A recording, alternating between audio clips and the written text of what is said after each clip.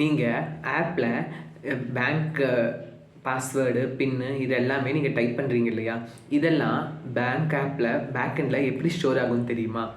அது நீங்கள் normal test, அதாவது நீங்கள் கொடுக்குற யூசர் நேம் பாஸ்வேர்டு எல்லாமே அந்த பாஸ்வேர்டாக ஸ்டோர் ஆகாது.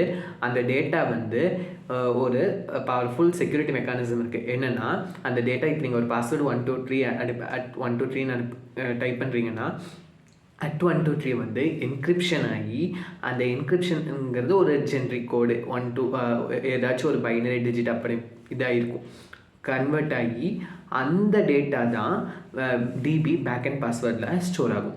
இது ஹேண்டில் பண்ணுற மெக்கானிசம் பேர் தான் நம்ம கேஎம்எஸ்ன்னு சொல்லுவோம், அதாவது கீ மேனேஜ்மெண்ட் சிஸ்டம்.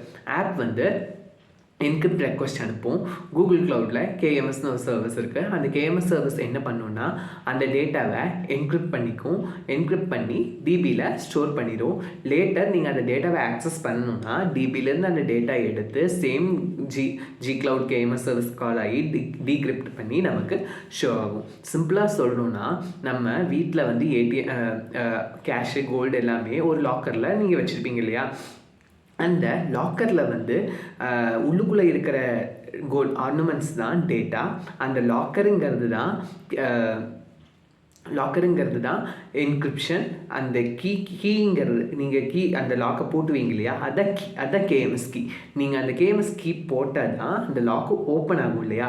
அதே மாதிரி தான் லாக் ஓப்பன் ஆகி உள்ளே நீங்கள் இருந்து கோல்டாக எடுக்க முடியும். அதே மாதிரி தான் அந்த கீ நீங்கள் பாஸ் பண்ணால் தான் டேட்டா வந்து அந்த என்கிரிப்ஷன் ஆர் டீக்ரிப்ஷன் ஆகி உள்ளுக்குள்ளே இருக்கிற டேட்டாவை ஆக்சஸ் பண்ண முடியும்.